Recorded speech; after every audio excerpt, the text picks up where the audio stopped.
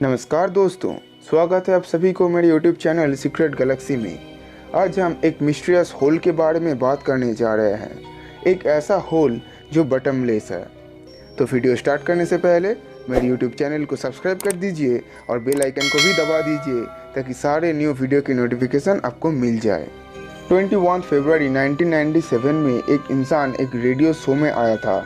उस radio show का नाम था कोस्ट टू कोस्ट AM। ये एक इंटेलिजेंस और मिस्ट्री बेस्ड शो था।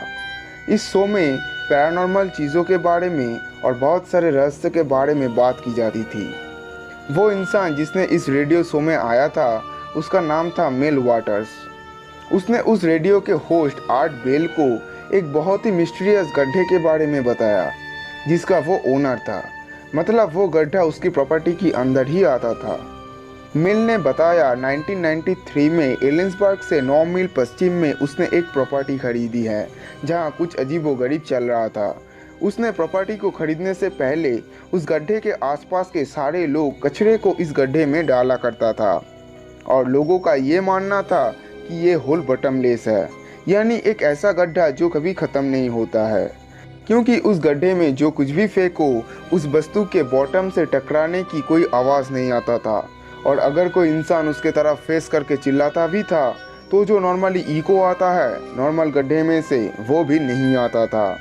ये सारी मिस्टीरियस घटना को जानने के बाद ही मिल वाटर्स ने उस प्रॉपर्टी को खरीद लिया, जस्ट इसकी मिस्ट्री को जानने के लिए।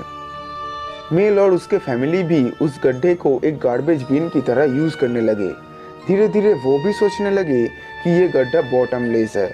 मिस्टर वाटर्स ने जो पहला काम किया वो ये है कि उन्होंने एक फिशिंग रोप को होल के अंदर डाला और रोप को अनवायर करते गए, लेकिन वो जितना भी बड़ा तार छोड़ देता था अंत कभी आता ही नहीं था।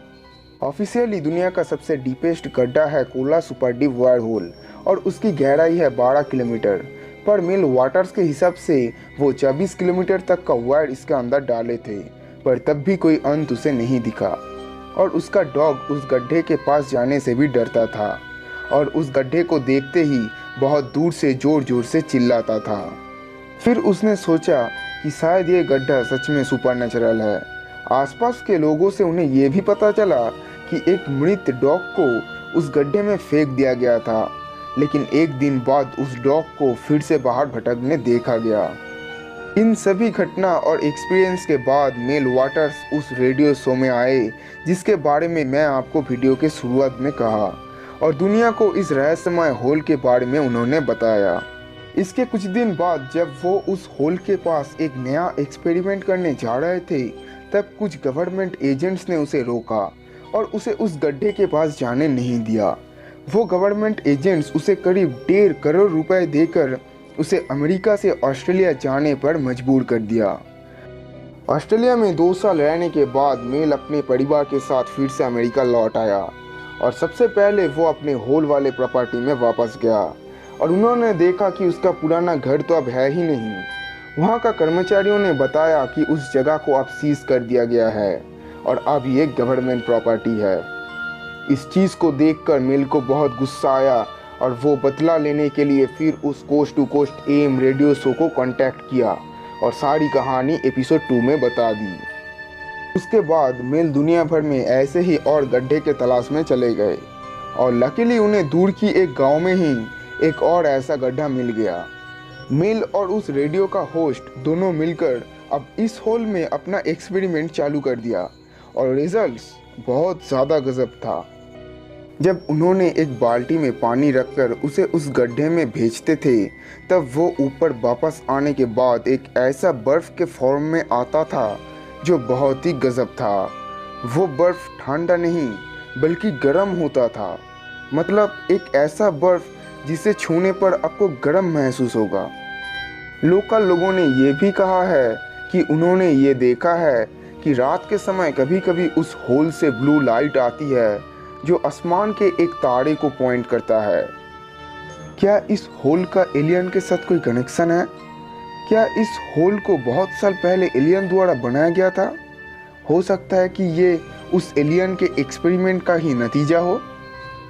इन दोनों होल्स को आज के डेट में गवर्नमेंट और सीक्रेट एजेंसीज हाइड करके रखी है और इसकी एग्जैक्ट लोकेशन को मैप्स और रियल लाइफ से डिसमिस कर दिया गया है। आज भी कुछ लोगों को इस होल के असल में होने पर विश्वास है और वो मानते हैं कि इस होल का दूसरी दुनिया से कुछ तो लेना देना है। इसी बीच कुछ लोगों को ये कहानी पूरी तरह से मनगढ़ंत लगता है। वो मानते हैं मेल वाटर्स एक फेक इंसान था जिसने एक झूठी कहानी का जन्म दिया।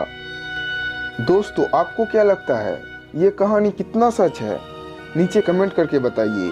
आज के लिए बस इतना ही। वीडियो अच्छा लगे तो प्लीज़ इसे लाइक और शेयर करें और चैनल को भी सब्सक्राइब करें। Thanks for watching.